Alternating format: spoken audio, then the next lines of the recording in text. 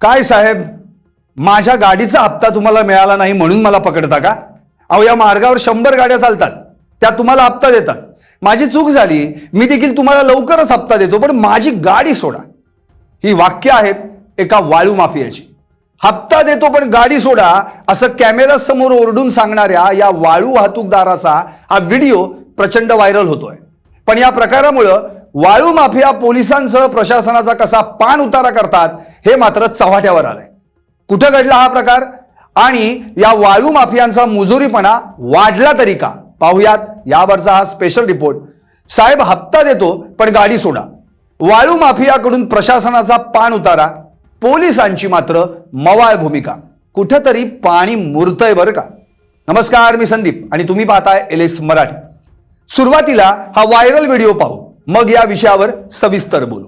अध्यक्ष, तुम्हाला पण आम्ही विनंती करायला साहेब, मी तुम्हाला विनंती करतो, मला न्यायचा संबंध नाही. माझी गाडी इथं आहे, मला इथं बोलवा. तुमचं झालं 100 गाड्या इथून रोज जातात, त्याचे लोक बरोबर आहे. माझ्या गाडीचा हप्ता भेटला ना म्हणून तुम्ही द्यायला लागले. माझ्या गाडीचा या हप्ता भेटला ना म्हणून मला द्यायला लागले. बरोबर आहे.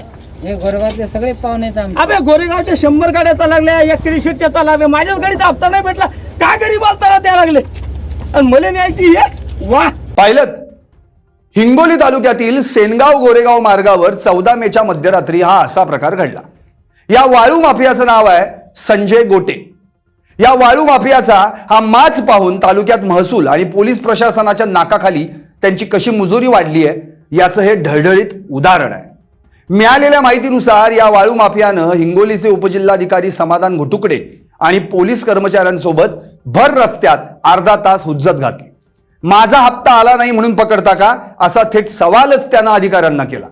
उपजिल्हाधिकारी समाधान घुटुकडे हे 14 मेच्या मध्यरात्री आपल्या पथकासह गस्तीवर असताना त्यांनी वाळूची चोरटी वाहतूक करणारा एक डंपर पकडला. कारवाई सुरू असतानाच एका बोलेरो जीपमधून आलेल्या मद्यधुंद अवस्थेतील 2 वाळू माफियांनी थेट त्यांच्याशी हुज्जत घालायला सुरुवात केली. मात्र एक गोष्ट इथं नोंद करून घेण्यासारखी आहे.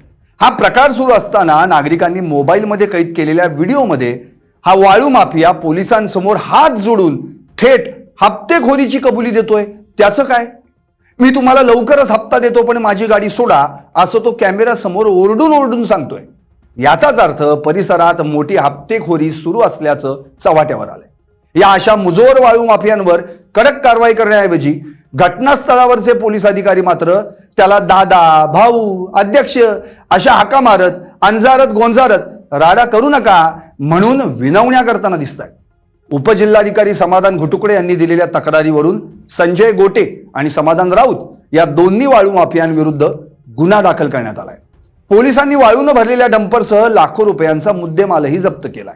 संजय गोटे यानं तर याबाबत आपल्या गुन्ह्याची कबुलीच दिली आहे. मी संजय रामचंद्र गोटे, दिनांक 14 रोजी माझे टिप्पर गोरेगाव चौक पुणे इथे SDM साहेबांनी पकडले असता मी थोडा घरगुती वादेमुळामध्ये माझी मनस्थिती जाग्यावर नसल्यामुळे मी तिथे जाऊन साहेबांची प्रशासकीय कर्मचाऱ्यांशी थोडं उद्धट भाषेत बोलल्यामुळे मी SDM साहेबांची व प्रशासनाची माफी मागतो. याच्यानंतर माझ्याकडून कोणतीही गलती अशी होणार नाही, गैरवर्तन मी करणार नाही. कुठं ना कुठेतरी पोलिसांकडून हप्ते वसुली होत असल्या कारणामुळेच हे वाळू माफिया राजरोसपणे पोलिसांना साहेब हप्ता देतो पण गाडी सोडा अशी ऑफर देताना दिसून येत आहे. एखादा वाळू माफिया पोलिसांना थेट अशी ऑफर देतो आणि पोलीस मात्र त्याला दादा, भाऊ, अध्यक्ष अशा हाका मारत राडा करू नका म्हणून विनवण्या करतात.